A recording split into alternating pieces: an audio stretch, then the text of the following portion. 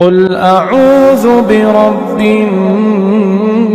الناس. قل أطلب الحماية وأستعين بالله اللي خلق الناس وحاكمهم. ملك الناس، يعني أن الله هو الحاكم الحقيقي واللي يملك كل البشر، عنده السلطة المطلقة، وندعوه لحمايتنا لأنه وحده القادر على كل شيء. إله الناس، الإله للناس يعبدونه، الإله الوحيد اللي يستحق العبادة من كل البشر. من شر الوسواس الخناس.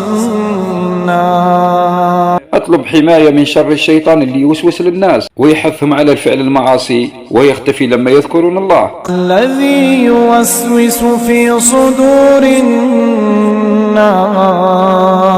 الشيطان اللي دخل الأفكار السيئة والوساوس في قلوب الناس ويحاول يبعدهم عن الخير والطاعة. من الجنة